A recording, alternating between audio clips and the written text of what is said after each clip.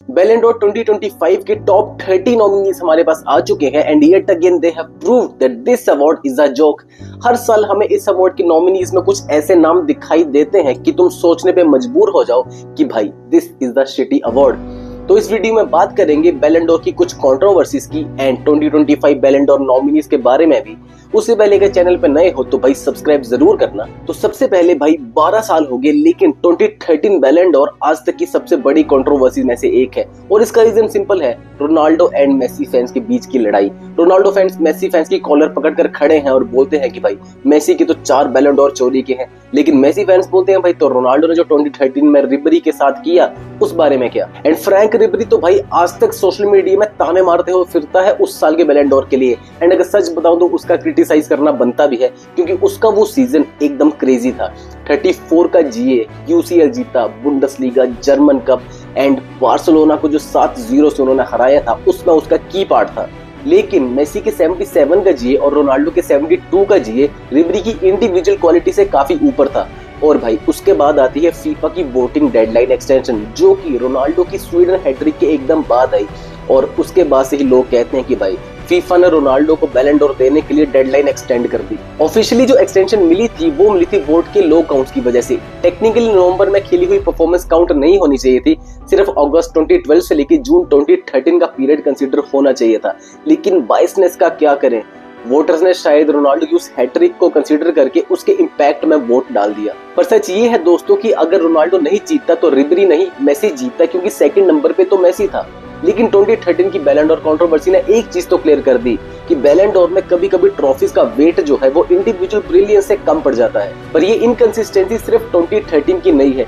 2010 में इनिएस्टा ने world cup जीता, फाइनल में गोल स्कोर किया। मेसी के जितने ट्रॉफी जीते लेकिन सिर्फ 3 गोल स्कोर किए एंड 9 असिस्ट निकाले। मेसी के पास 60 गोल कंट्रीब्यूशन थे, दोनों बंदे सेम टीम में थे तो डायरेक्ट कंपैरिजन भी इजी था एंड मेसी क्लियरली बेस्ट था। तो फीफा ने मेरे हिसाब से सही डिसीजन लिया। 2018 में मॉडरिच का केस आया। मॉडरिच अपनी क्रोएशिया की अंडरडॉग टीम को वर्ल्ड कप फाइनल तक ले गया लेकिन पूरी सीजन में सिर्फ 5 गोल एंड 9 असिस्ट और वर्ल्ड कप ट्रॉफी भी उठा नहीं पाया। लेकिन उसी साल रोनाल्डो 56 का जीए, यूसीएल विनर, यूसीएल में 15 गोल, वर्ल्ड कप में स्पेन के अगेंस्ट हैट्रिक, लेकिन फिर भी बैलन डॉर मिला लूका मॉडरिच को। नो हेट टू लुकिता मॉडरिच बट भाई एक बात तो क्लियर है कि कभी कभी वर्ल्ड कप का वेट ज्यादा होता है, कभी कम होता है। बात सिर्फ इतनी सी है कि जो लोगों का फेवरेट हो, जिसका पीआर ज्यादा हो, जो देखने में ज्यादा अच्छा लग रहा हो, उसको ये अवार्ड दे देंगे।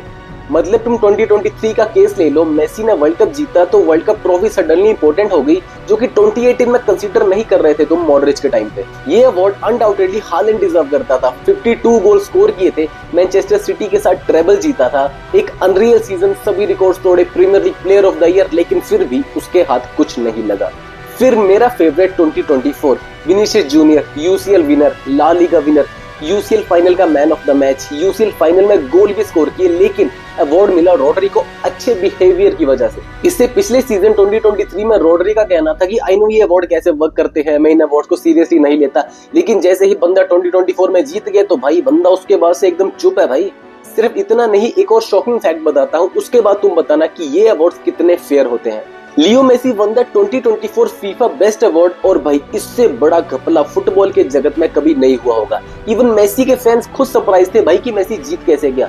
लेकिन उस दिन एक चीज प्रूव हो गई कि FIFA is obsessed with Messi और मेरे हिसाब से इसमें मेसी की गलती भी नहीं है, ये पूरा का पूरा सिस्टम ही करप्ट है। एंड अ फ्रेंडली रिमाइंडर, जो अवार्ड का पीरियड था वो 19 दिसंबर 2022 से लेके 19 दिसंबर 2023 तक था, not including the FIFA world cup, क्योंकि 2023 में मेसी को फीफा वर्ल्ड कप जीतने के लिए ऑलरेडी फीफा बेस्ट मिल चुका था। तो 2024 में उसे ये अवार्ड क्यों मिला? अगर तुम्हारे पास कोई आंसर है तो भाई कमेंट में जरूर बताना। और अब आ जाते हैं बैलन डॉर 2025 के नॉमिनीज को लेके। तो भाई इसमें ऐसे ऐसे नाम हैं जिन बंदों को तुमने सिर्फ 1 या 2 मैचेस में परफॉर्म करते देखा होगा, still they made to the list. और रोनाल्डो का नाम इस लिस्ट में नहीं है, डिटेल्स छोड़ो।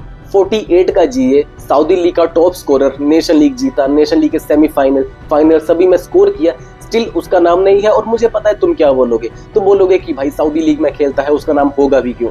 तो एक बात बताओ, अगर मेसी ये सेम स्टैट्स एमएलएस में डिलीवर करता तो क्या उस लिस्ट में उसका नाम होता या नहीं? You know the answer guys. और ये रोनाल्डो वर्सेस मेसी की डिबेट भी छोड़ो, एक और बात बताओ, डेक्लन राइस सिर्फ 2 फ्री किक मार के इस लिस्ट में आ चुका है, लेकिन मोइसेस कैसेडो, चेल्सी का प्लेयर जिसने क्लब वर्ल्ड कप जीता कॉन्फ्रेंस लीग जीता, उस बंदे का इस लिस्ट में नाम तक नहीं है। दूसरा फेडे वाल्वर्डे, 19 का जीए, पूरे यूरोप में सबसे ज्यादा मिनट्स खेले लास्ट सीजन, पूरी तरह से एक्सप्लोसिव एंड इंपैक्टफुल सीजन रहा फेडे वाल्वर्डे का। अगर फेडे वाल्वर्डे नहीं होता तो मैड्रिड सेकंड फिनिश तो छोड़ा, यूएफए चैंपियंस लीग भी क्वालिफाई नहीं कर पाती।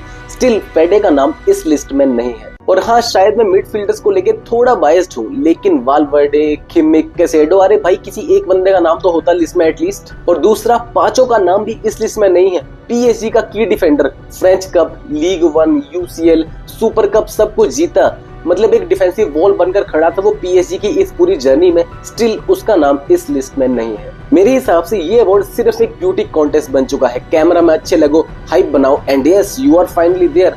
असली परफॉर्मेंस, असली इंपैक्ट एंड इवन तक ट्रॉफीज कुछ भी मैटर नहीं करता। तो कंक्लूड करते हैं कि रोनाल्डो जो बोलता था वो एकदम सही बोलता था। द ट्रूथ इज बैलन door has lost its credibility, and एक अवार्ड जो कभी ग्रेटेस्ट दिखाता था वो अब पीआर और पॉलिटिक्स का शो बन चुका है। तुम बताओ, तुम्हें क्या लगता है कि ये अवार्ड अभी भी best player in the world को दिखाता है या सिर्फ पीआर का शो बन चुका है?